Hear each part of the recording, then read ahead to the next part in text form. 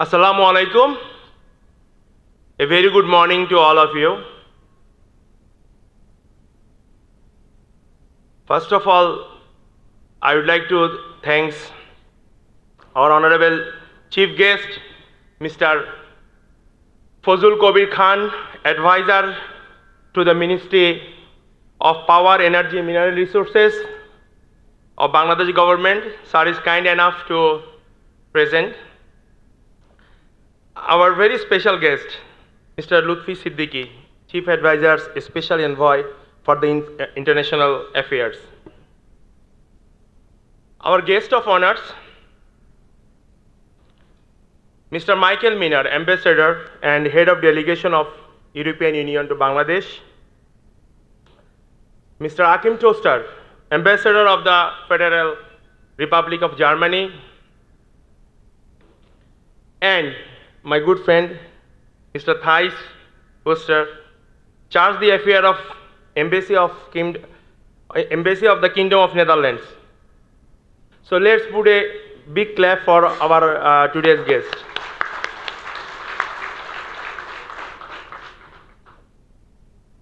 Ladies and gentlemen, you all are here today. Why? It's a holiday.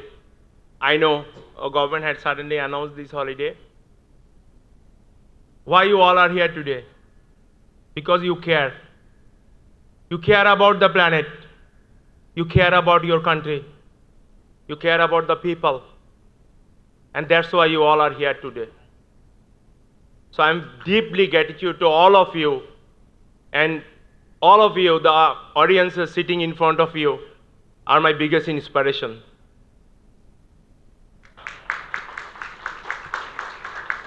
Here, I must also mention our Acting Foreign Secretary, Mr. Riyad Hamidullah, our Additional Foreign Secretary, Mr. Nazrul Islam, and also our Ambassador of Italy, and many other distinguished guests, obviously Jia Bhai, Nuria, and all our friends. Barn, without you guys, this event could not be happened. So, you all may be wondering that being an entrepreneur, why I am organizing the climate summit? How does this goes with me? Am I a activist, NGO, development partner, government? What is the reason? Quite often people ask me about this.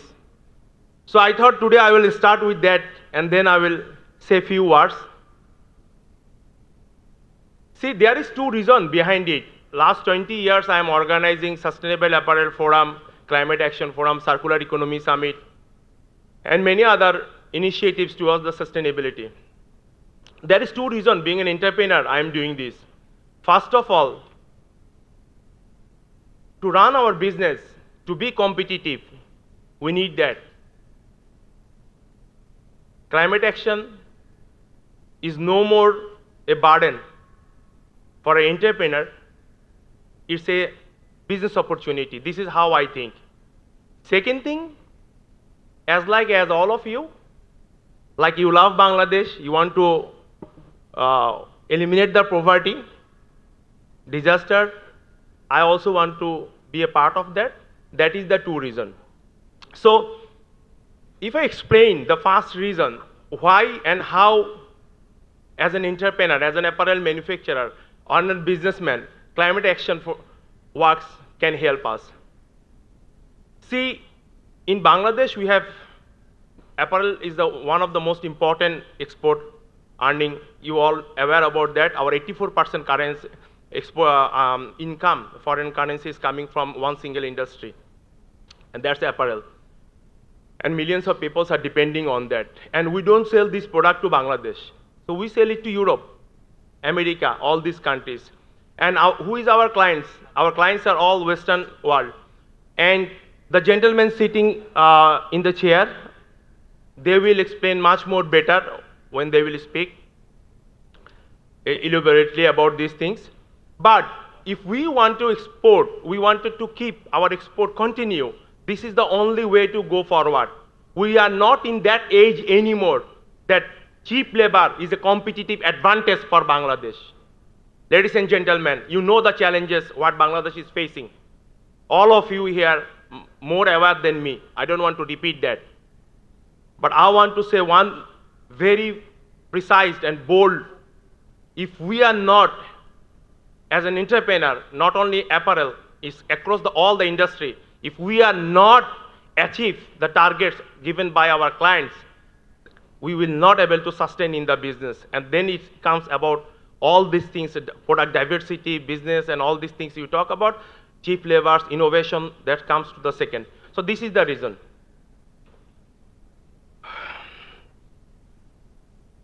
I was thinking that I have only a few minutes left, so I have three specific groups sitting over here.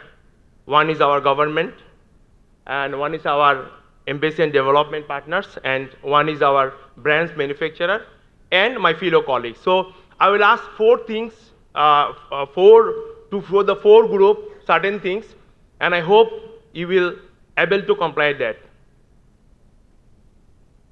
To our honorable advisor, it is our privilege to have you over there. We all aware about you, and we have a lot of expectations. The country came through changes. Sir, at this moment, our renewable energy, only 2% to the national grid. Sir, how do we, as a businessman, will comply? All the rules will be setting by these gentlemen. Because if you talk about the CSDR, HDDR, all these kinds of rules, how do you do that? In those rules, what about the decarbonization? How do we achieve these things? So our national grid, our policy, we want direct support from our government. Please help us to do that. We need to do more and more DPP, CPP, that the green power we can purchase. So if we can do these things, two things, we will be very much happy, and business will be helpful for that. To our honorable European Union ambassador, our other delegates, German ambassador and other ambassadors in the room. Sir, we've been serving long time from Bangladesh to the European countries.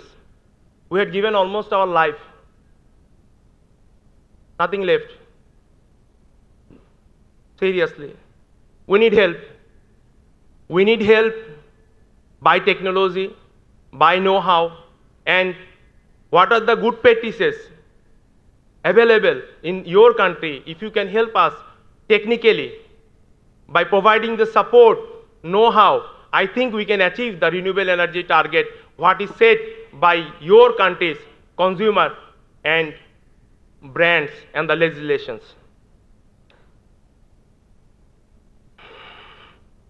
My third request will be to our brands and retailers. I can see a lot of brands and retailers sitting in this room, and we have more than 15,000 online registrations. I know all of you in Europe and America is listening that.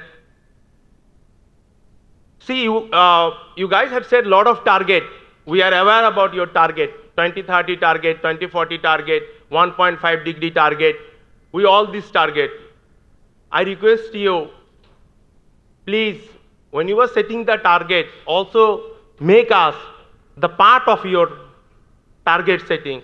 Quite often, we manufacturers are not the part of that process.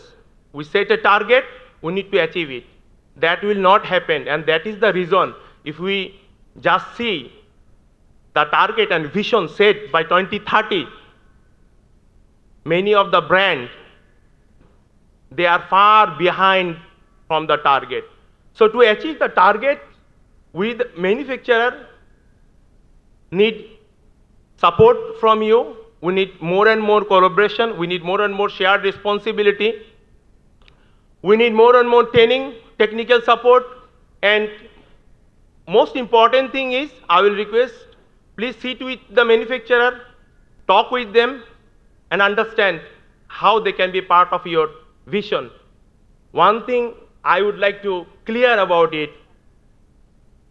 we have many manufacturers sitting in this room. Everybody wants to be a part of your vision.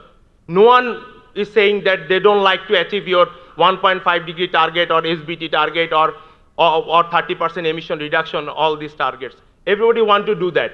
We all want to be part of it, but we need your support. Kindly come forward. That will be win-win for everyone.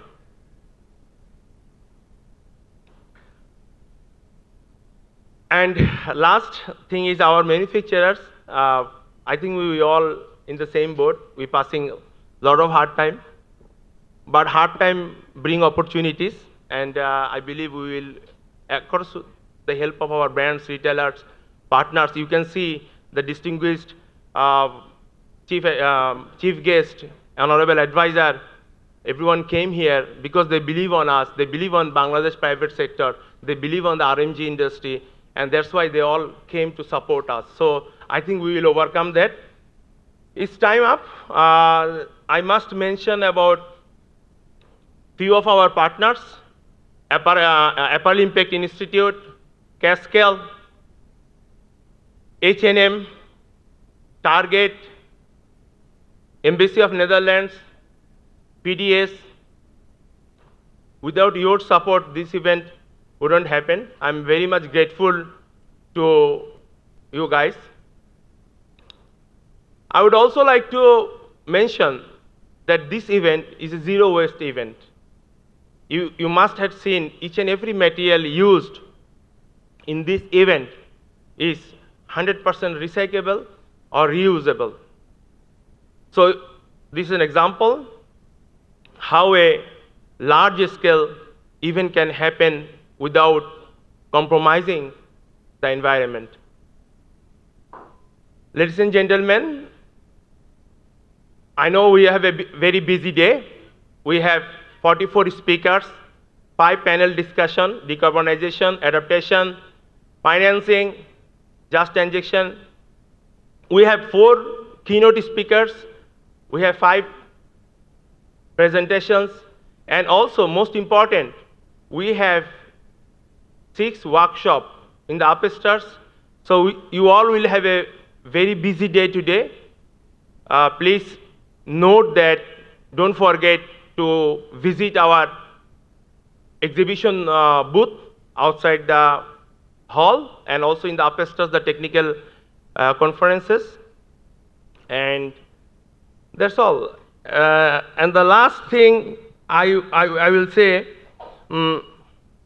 for 2 gentlemen, you all must give a big clap along with me, because Mr. Michael Miller, our ambassador, head of delegation of European Union to Bangladesh, this is his first event in Bangladesh. So, Michael, I believe your support towards Bangladesh, towards the industry, will continue.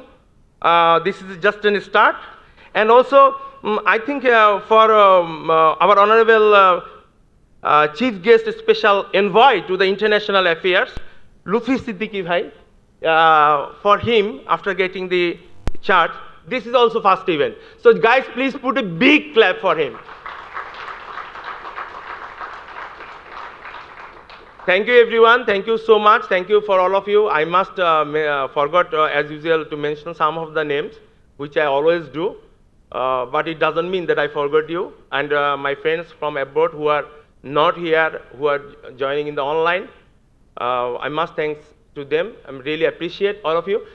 Let's see 1 2-minute video of Bangladesh Apparel Exchange, and this is how I conclude my remarks, and we'll go to the next one. Let's see the video. Bangladesh Apparel Exchange, the largest private apparel initiative in Bangladesh, promoting sustainable growth in Bangladesh's apparel industry. Let's take a look back at our journey of 10 years. Bangladesh Denim Expo, the first denim trade show serving as a global denim network unlike any other. Sustainable Apparel Forum, a knowledge-sharing and networking platform with the prime focus on facilitating green solutions and sustainable manufacturing. Denim Innovation Night, first ever denim-focused innovative fashion show highlighting the capabilities of Bangladesh in innovative design. Bangladesh Fashionology Summit, the ultimate platform for discovery, networking, and learning, providing the scope to learn about the cutting-edge developments in the apparel and textile industries. Bangladesh Circular Economy Summit, a platform that enables industries to apply circular economy protocols and design circular solutions. Bangladesh Climate Action Forum, an international conference to address the crucial impact of climate change and take collective action.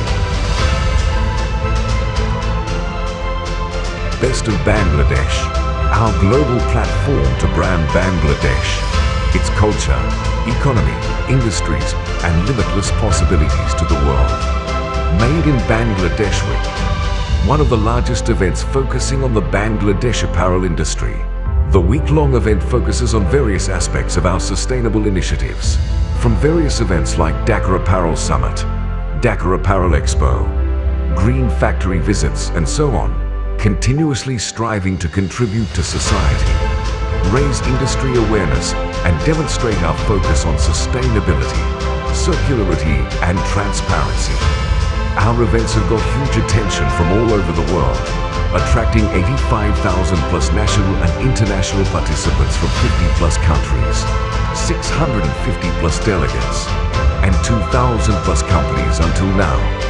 Looking ahead, we will continue extending our reach beyond borders to promote capacity and capabilities of our RMG industry as we have done for 10 years. For us, the journey of revolutionizing the apparel industry of Bangladesh has just started. Join us and be part of the exciting future that we build together.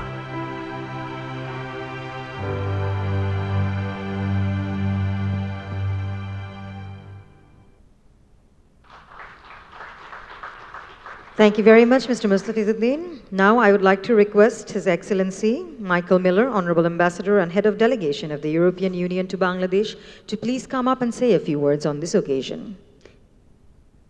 Ladies and gentlemen, with a round of applause, please welcome His Excellency Michael Miller. Shubho Shokal, and a very good morning to all of you. Thank you, first of all, to Mustafiz, to the Chief Advisor, Special Advisor, His Excellency Achim, and to Thais. It's a great honor for me to share the stage with them all this morning.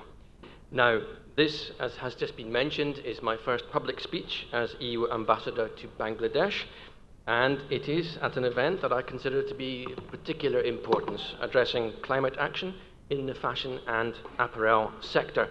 Now, we all know the significance of the sector. Today, Bangladesh holds the position of the world's second largest apparel exporter, second only to China, and 90% of the EU's total imports from Bangladesh come from the sector. The fact is that Bangladesh is an RMG powerhouse, and this is an enormous economic achievement. But the success also brings with it challenges, amongst which challenges of sustainable growth, adhering to international labor standards, and adhering to environmental standards. Climate action is yet another a challenge essential for increasing climate resilience and reducing greenhouse gas emissions, but also for making the fashion and apparel sector more competitive.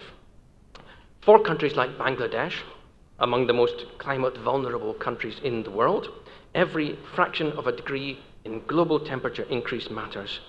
Even in my short time in this country, I have experienced the devastating impacts of floods and storms, and of course droughts and heat waves also are happening in this country, events that threaten the lives and the livelihoods of individual citizens across the country. Now, my comment is that we have a shared obligation to act, and I want to recall that our leaderships have just returned from New York, where they have agreed a pact for the future to do just that, to tackle climate change. And what I want to say on behalf of the European Union is that for us, climate action will remain essential. It will remain at the heart of EU policy making as we enter the second von der Leyen Commission. Now, in Europe, our domestic and external policies are guided by the European Green Deal and European Union climate law, which bind us to reduce net greenhouse gas emissions by at least 55% by 2030, and to reach a climate neutral Europe by by 2050. Climate and energy are among the key priorities under the EU's Global Gateway strategy. This is the EU's contribution to narrowing the global investment gap worldwide. And Global Gateway aims to mobilise up to 300 billion euros of public and private investments by 2027 through a combination of grants, concessional loans, and guarantees to de-risk investments. Climate action will also be one of the essential elements of a new partnership and cooperation agreement with Bangladesh, for which we will launch discussions with the authorities next month, and which will take the EU's relations with Bangladesh to a new level. Now, what we do in the EU is, of course, directly relevant for the garment sector in Bangladesh. And let me take the example of the recently adopted EU Due Diligence Directive and the Eco-Design Regulation, including the introduction of a digital product passport. The Due Diligence Directive ensures that companies, whether based in the EU or outside and trading with us, address human rights and environmental risks within their global value chains, including the factories that supply products to Europe. The directive requires companies with over 1,000 employees and a worldwide turnover higher than 450 million euros, as well as their upstream and downstream partners, to adopt a transition plan to make their business model compatible with the Paris Agreement 1.5 degree centigrade limit, and to identify, mitigate, and prevent adverse impacts such as violations of labour standards in their supply chains. There is, I would add, a robust enforcement mechanism foreseen, so incentives for compliance should be clear. This new directive will have significant implications for the supply chains of EU companies here and of Bangladeshi companies supplying the European Union market. Buyers will be actively assessing the decarbonisation trajectory and the labour conditions of the supplying factories, and supplying factories will need to adapt to remain competitive. I have to stress this is not only what policymakers want, this is what our consumers demand, in particular our young consumers. Now let me turn to how the European Union is working with Bangladesh, accompanying this country as it adapts to these changes and new demands. So we are already working with the government here to enhance environmental standards, to help decarbonise industries and to boost competitiveness. Our Team Europe approach means that the EU is working with the EU member states. With me on the panel this morning, we're working with the European Investment Bank, we're working with member states, financial institutions, and we are working with Team Europe partners, Norway and Switzerland. I will give 3 examples of how we are working. The first is the Team Europe initiative on decent work, under which we have a 680 million euro joint portfolio supporting 47 programs in Bangladesh across the last 3 years in the areas of decent work, social protection and skills development. Under the joint program Advancing Decent Work in Bangladesh, we, together with EU member states, support the government and the private sector to increase labour standards compliance, ensuring preparedness for the due diligence legislation. The second example is the Team Europe initiative on green energy transition, by which we support the energy sector in Bangladesh with a total of 1.3 billion euros, including grants, soft loans, working together on energy efficiency, renewable energy, and required infrastructure investments. Last year, at the Global Gateway Forum, the EU signed the Bangladesh Renewable Energy Facility with an EU-guaranteed 350 million euro loan from the European Investment Bank and 45 million euros of grant financing from the European Union to increase the share of renewable energy in Bangladesh's energy mix. This should now move ahead swiftly, and I'm delighted that the Chief Advisor is with me on the panel, and we will talk about that. Finally, the third example, it's the programme to finance safety retrofits and environmental upgrades. Here we are addressing safety and environmental concerns in the Bangladeshi ready-made garment sector, investing in effluent treatment plants, energy efficiency and rooftop solar, amongst others. This joint project, which we run together with AFD, KfW and GIZ, demonstrates the European Union's strong commitment to ensure safety and environmental sustainability in Bangladesh's dynamic RMG sector. One word on youth. In Bangladesh, we cannot speak about the future without speaking about youth.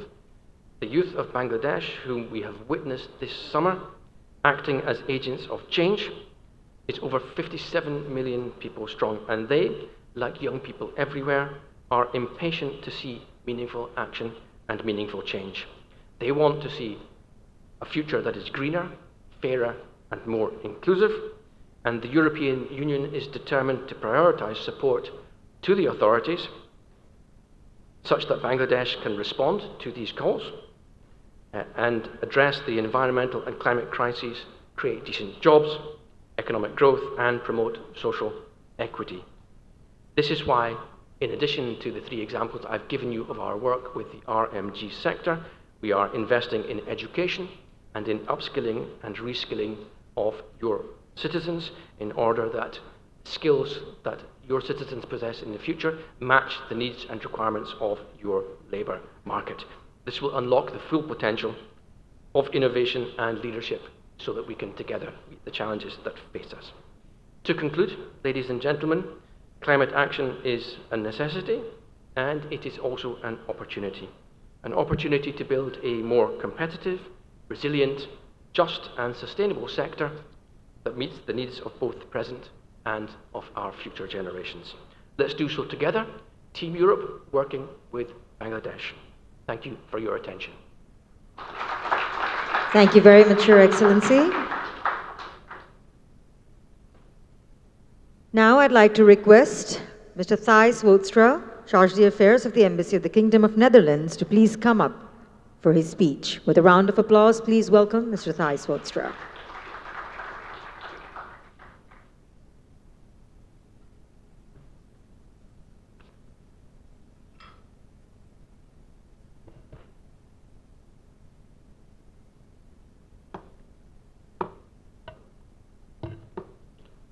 Sorry, the microphones are a bit in the way for my speech.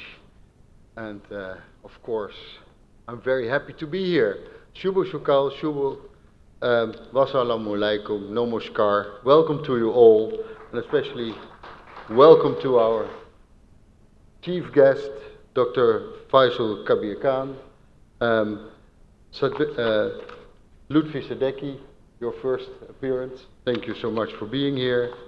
And my colleagues Michael Miller and His Excellency Achim Trooster from the German Embassy, and last but not least, Mustafiz, my good friend, being already on the forefront for several years in cleaning and innovating the garment industry.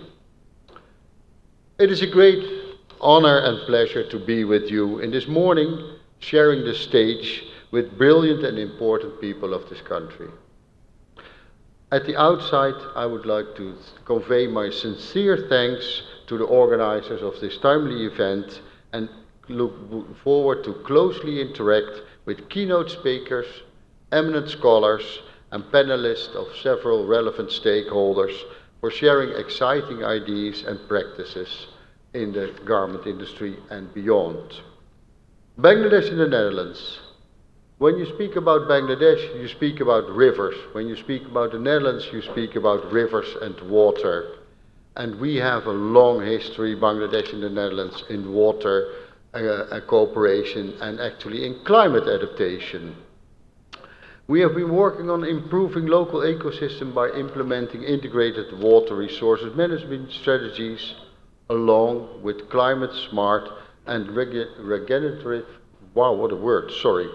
regenerative agricultural practices, improving sustainable land use and water efficiency with small-scale irrigation infrastructure, introduction of saline-tolerant varieties for productive and resilient agriculture. The Netherlands has also been working as a knowledge partner with Bangladesh in water and agriculture sectors, providing capacity building support. It is worth to mention that the Netherlands follows the Youth at Heart principle, for instance with our Orange Corner program and our youth engagement in climate action through our global program in Bangladesh. Climate actions are a priority for the Netherlands bilateral cooperation. We have been working with the government and private sector in the textiles and fashion industry, cooperating each other on sustainability and just transition as well. Climate changes already have adverse effects on the apparel industry.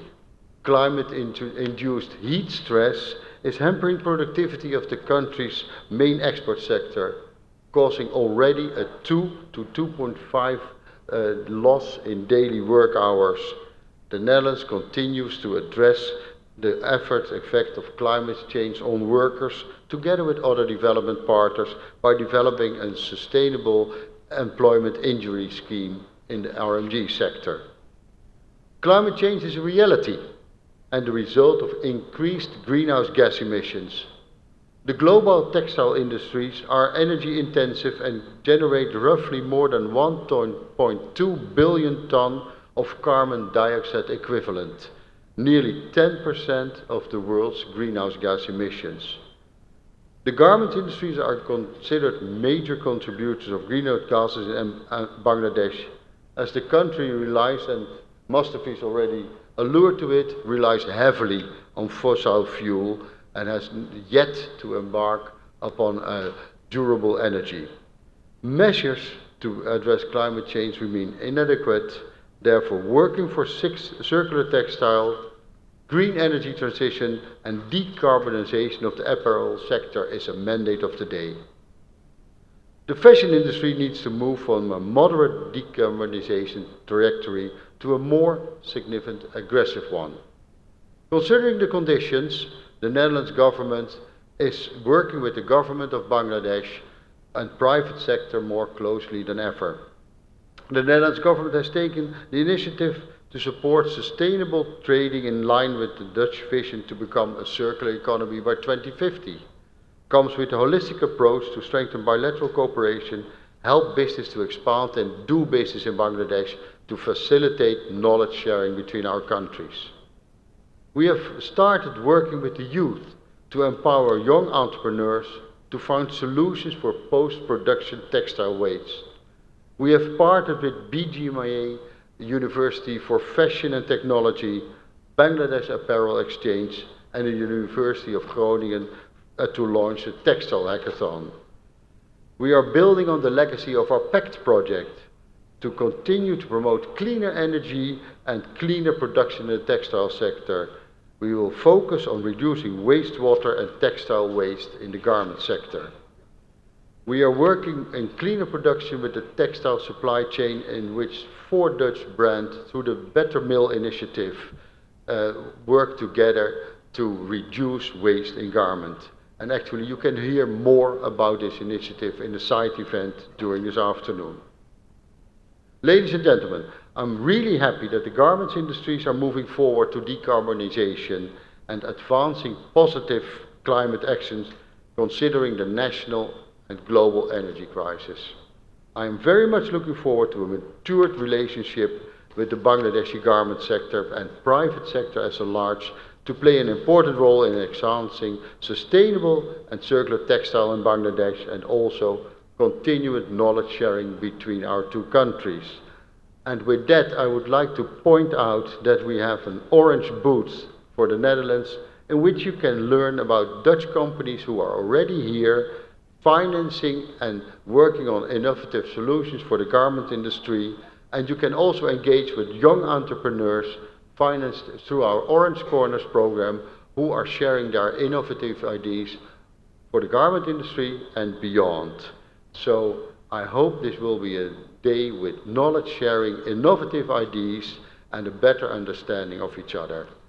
I would wish you a very, very fruitful day. Dhanabat, thanks to you all. Thank you very much, Mr. Thijs Hoortstra. Now I'd like to request His Excellency Achim Trooster, Honorable Ambassador of the Federal Republic of Germany, to please come up and say a few words on this occasion. With a round of applause, please welcome His Excellency.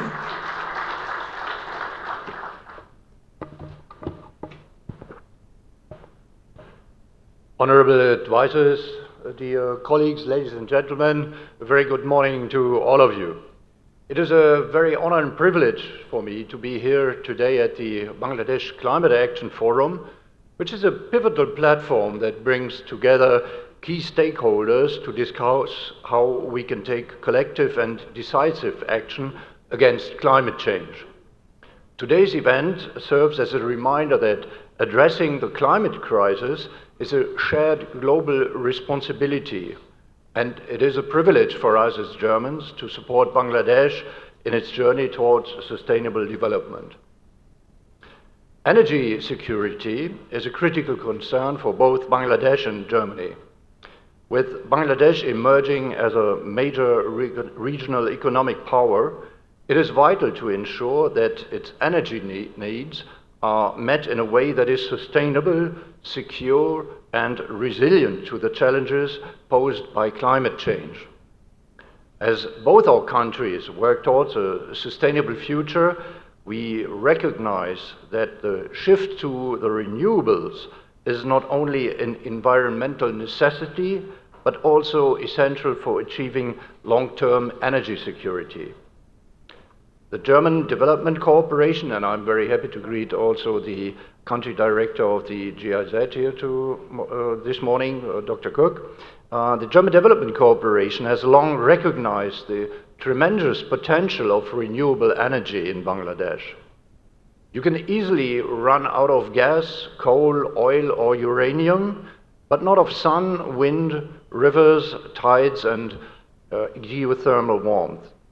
Bangladesh is endowed with renewable energy resources that, if fully harnessed, could lead the country to a future of green and secure energy. Technologies like photovoltaic solar panels and wind power have already gained traction, and we believe that innovative models such as agri-PV systems, floating solar panels, and even utilizing railway track spaces can further maximize the country's solar potential. Moreover, wind power is another untapped source. Studies have shown that Bangladesh's offshore and onshore wind power capacity could potentially reach thousands of megawatts, especially with advances in wind turbine technology.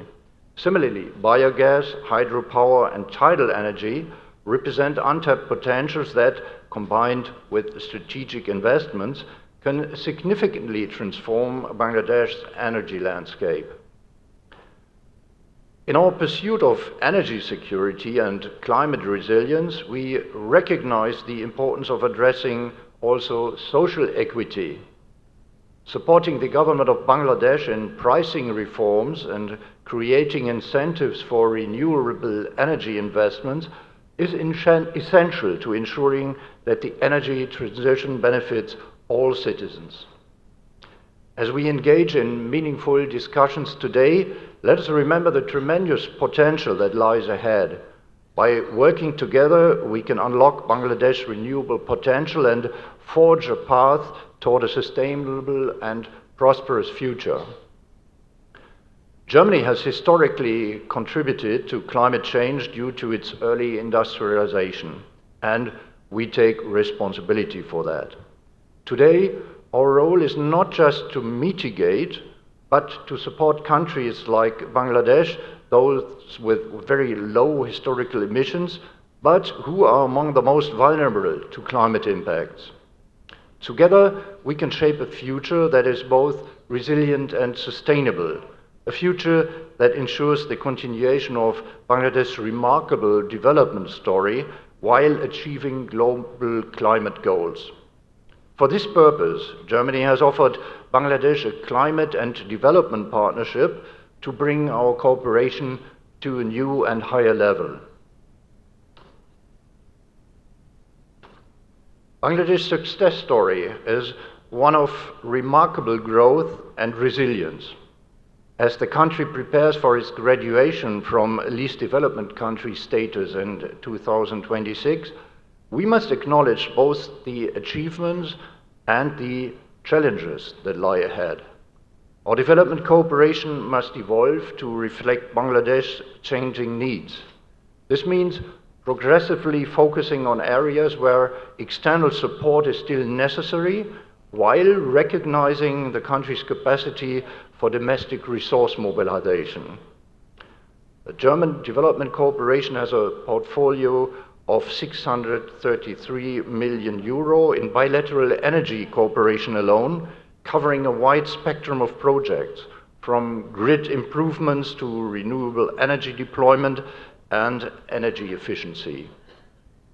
Our goal is to be a partner for innovation, bringing Germany's expertise in engineering, technical vocational training, and renewable energy technologies to Bangladesh, while also supporting local innovation that can unlock the full potential of the country's renewable energy resources. German businesses are going green and want to do this together with their Bangladeshi partners. In 2023, the trade volume between our two countries was 8.62 billion euro. Green energy transition and ecological sustainability of Bangladeshi business will further foster this cooperation. In conclusion, the climate challenges we face are immense, but so are the opportunities for collaboration and innovation. Germany stands ready to work hand in hand with Bangladesh through the German-Bangladesh Climate and Development Partnership, the Team Europe Initiative Green Transition. The government of Germany has committed 50 million euro to that initiative that has already been mentioned by my dear colleague Michael, and through the engagement of the private sector to help secure a future of renewable energy, economic resilience, and environmental sustainability. Thank you very much for your attention. Thank you very much, Your Excellency, for your speech. Next, we have Mr. Lutfi Siddiqui, Honorable Chief Advisor, Special Envoy for International Affairs, to share his perspective on Bangladesh's international climate commitments.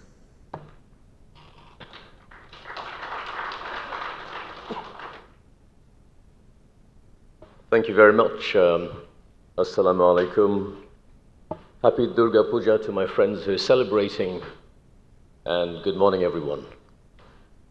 I think we were also expecting Ms. Rizwana Hassan here, so I guess she couldn't be here, and we've ended up with an all-male panel, which is less than ideal, but I guess it couldn't be helped.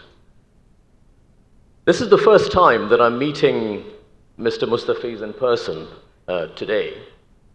But the first time we got in touch with each other was in 2019. I was visiting from London, and I came across an article in the Daily Star. I didn't know who he was. I thought it was an extraordinary piece on sustainability. I found the email address at the bottom, and I wrote to him to just express my appreciation for that piece. So it's great to finally meet in person since then, and I'd like to thank you and congratulate you for your continued leadership in this space over this period of time. The year 2019 was also the year when the Business Roundtable in the US, these are the top 200 companies, got together and declared that they now believe in stakeholder capitalism, as opposed to the narrow focus of profit-only shareholder capitalism. They believed, they said, that they need to be mindful of their impact on the environment, on employees, and on the communities in which they operate. A few months later, the theme of Davos in January 2020 was also stakeholder capitalism. And even though there's debate on what it actually means, one thing is very clear. As entrepreneurs and as businesses, it matters how we produce things, not just what we produce at the cheapest cost. As you know, the modern journey towards sustainability started probably some 35 years ago. I think of the Rio Earth Summit that helped create the framework conventions, and then I think of the Kyoto Summit that started the journey towards carbon pricing and carbon markets. ESG became an acronym as a style of investment. And then we had the Summit of Disappointment, which is the 2009 Copenhagen Summit that is often referred to. And then we had 2015. Why was 2015 special? What happened in 2015? Paris Agreement, anything else? SDGs, that's right. 2015 was the year when both the Paris Agreement and the SDGs were launched.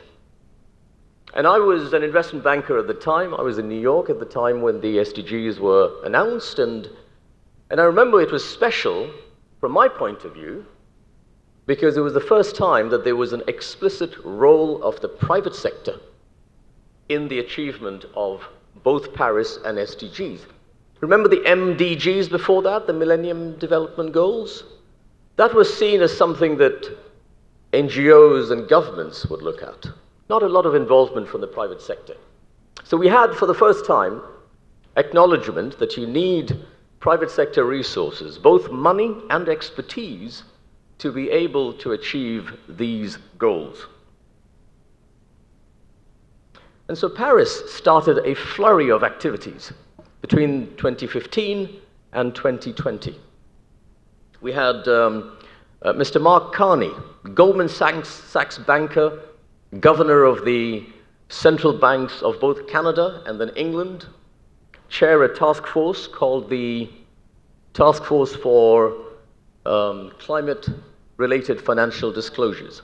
He's as mainstream as you can get, and he ensured that this agenda became central to the corporate boardrooms from then on. And I would recommend, if you're not familiar with the TCFD reporting template, to get familiar with it, because I think it's a great way to organize how you report on your sustainability activities, but also on how your buyers are obliged to report on their sustainability activities so that you can work backwards on what we need to do. I would also recommend referencing SDGs in your annual reports. Listed companies in many parts of the world are now required to do that. And again, it's a great organizing framework and a great way to communicate between the private sector and the government.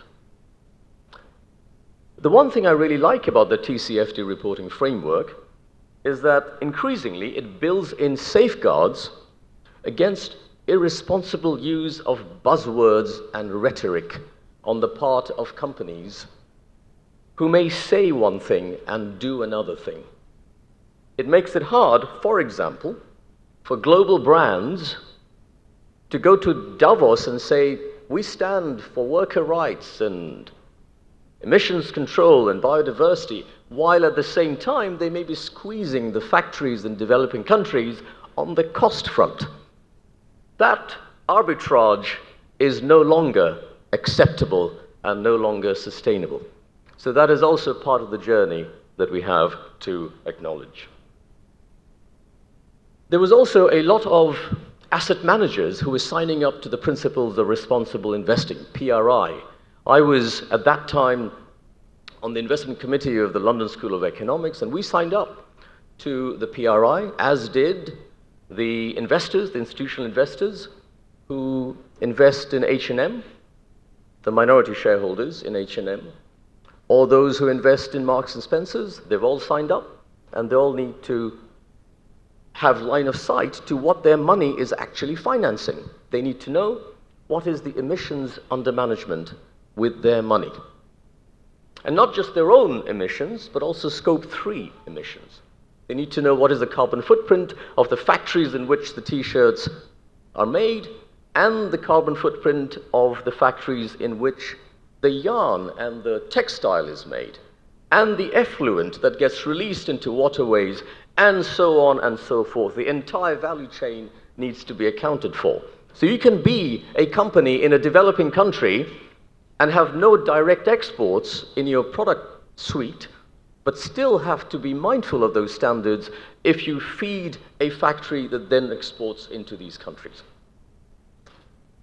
So the speed of change in this space is quite rapid, and this is transition risk. Climate transition risk is real business risk that I think we all need to be mindful of. And my recommendation is that we should not just treat it like a compliance issue, we should treat it as a proper business strategy issue and not treat it as a compliance issue where we have to meet minimum standards, but perhaps use it as a business strategy issue where we can stand out for superior standards. Now, of course, apart from transition risks, you have physical risks, the real hazards of the tragic floods, increased intensity of cyclones and typhoons and heat waves. No matter how resilient our people are, we need institutional investment in building protection or adaptation structures. And then once the damage happens, we need funding from loss and damage structures. And there are innovative ways in which climate projects can be structured to bring in concessional finance and commercial finance, package them in a certain way so that you can bring in funding at scale. Now, lastly, it's not just about risks. I think the flip side of climate-related risks is the opportunities that they present for businesses.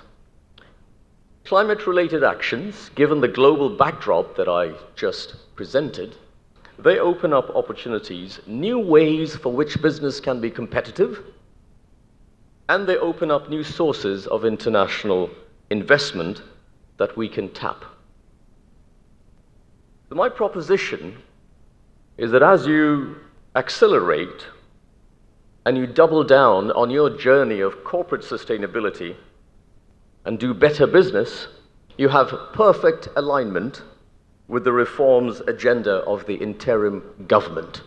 Make full use of that perfect alignment right now. Take the lead in reforming, in modernizing, in upgrading, in uplifting businesses, making businesses more responsible and impactful. And if you do that, I can assure you, you will find an unambiguous partner and supporter in government. Not just in terms of policies and practices, but we also have, and in terms of policies and practices, this is a journey that we'll be co-travelers, companions on together, but also we have a tremendously unique opportunity to harvest the diplomatic space that's opened up by the personal brand of our chief advisor. It's very hard to overestimate the power of that. And if I were you, I would be looking to make full use of that. And as he has made clear several times, as his special envoy, I'm your special envoy when it comes to issues that you'd like to take to the global companies and investors. So with that, I would like to bring this to, thank you. I guess this is a message I need to end now. Thank you. So lots of opportunities, lots of possibilities. I really look forward to us working together in making those, bringing those to fruition. And I congratulate you once again and thank you for the invitation, and I thank you for your time for listening to me. Thank you. Thank you very much, sir. Next, I would like to invite our chief guest, Dr. M. Fawzul Kabir Khan, advisor to the Ministry of Power, Energy and Mineral Resources, to share his insights on the role of energy in driving climate action.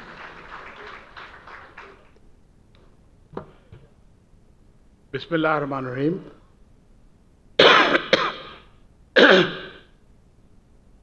My colleague, Lutfi Siddiqui, Chief Advisor, Special Envoy for International Affairs, a guest of honor, Mr. Michael Miller, Ambassador and Head of Delegation of European Union, Mr. Achim Troster, Ambassador of Germany, and Thijs Hoekstra, Charge d'Affaires, Embassy of the Kingdom of Netherlands, leaders of the Bangladesh apparel industry. Assalamu alaikum.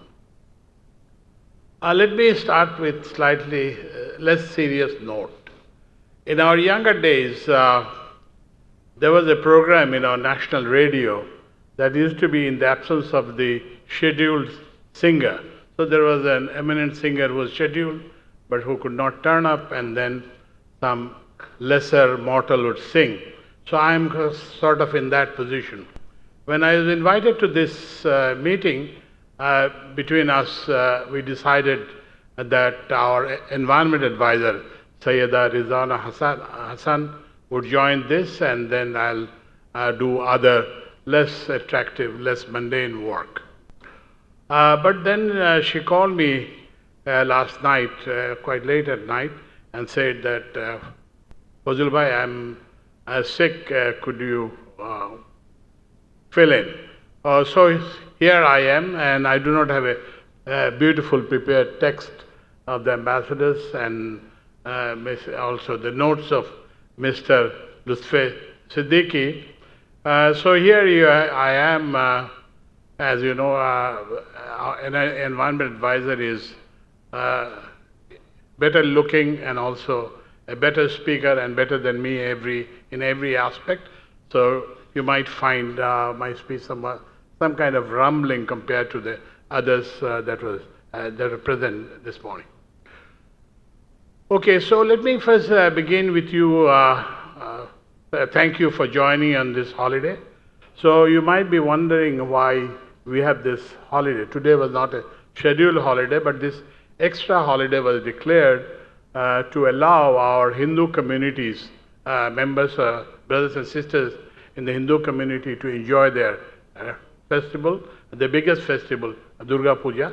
And I'm also planning to visit the Puja Mandaps on Saturday, way in Begumganj, where I'll be also looking at drilling of wells by Bangladesh Petroleum Export Corporation. Now, what you call coming to the theme of this meeting, I guess I am one of the biggest polluting public person, not as an individual, but as a public person, because I represent I look after the Ministry of Energy and Mineral Resources. I also look after the Ministry of Transport, Roads and Bridges, and also the Ministry of Railways.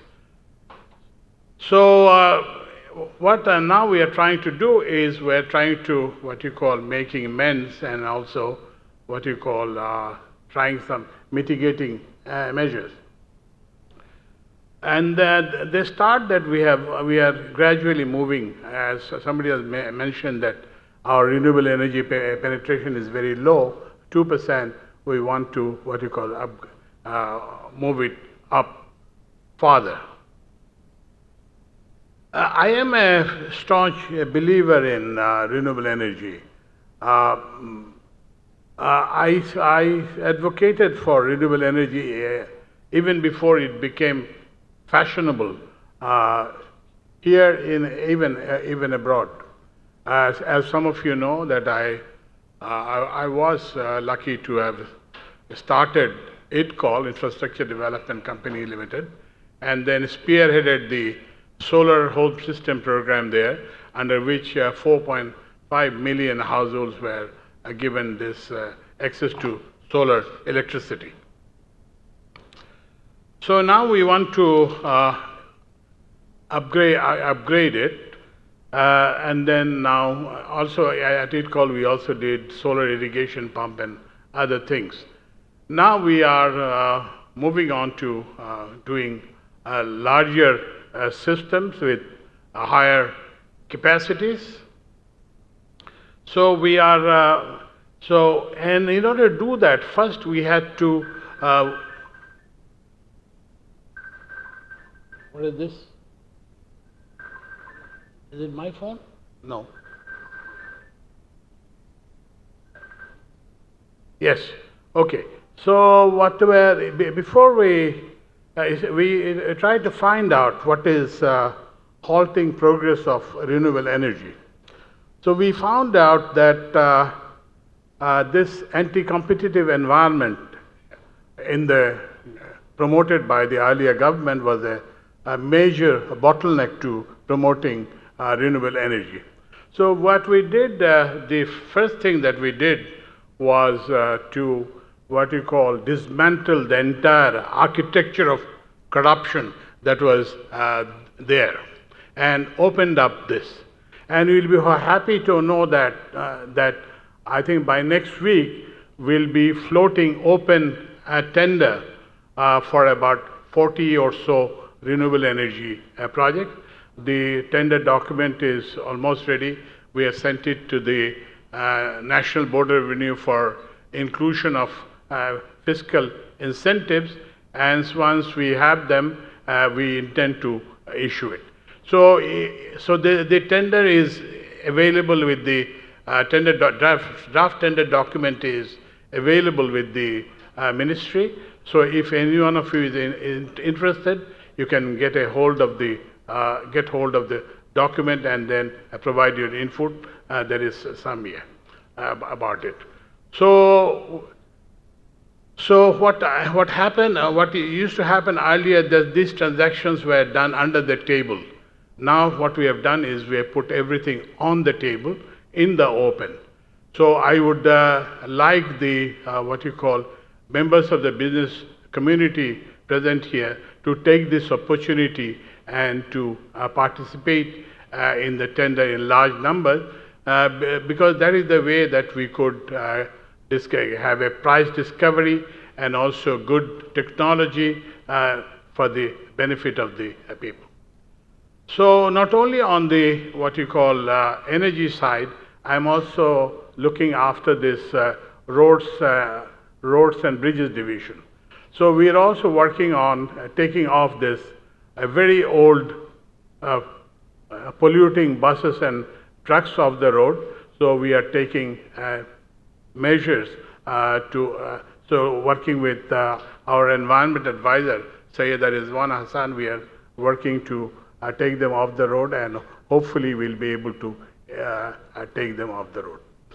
So as my colleague Lutfi Siddiqui has mentioned, that this is an interim government bent on reforms. We are not pursuing the path of business as usual, but taking a new road, and I hope you will join us in this journey and then take the country forward. Thank you very much. Thank you very much, sir. And now, moving to an exciting announcement, I'm pleased to invite our guests for the official launch of the report on benchmarking garment industry progress, past, present, and future. This report looks at the factors which have driven the industry's growth, examining the policies, practices, and external conditions that have facilitated its success. Ladies and gentlemen, can we please have a round of applause for the launch of the report on benchmarking garment industry progress, past, present, and future.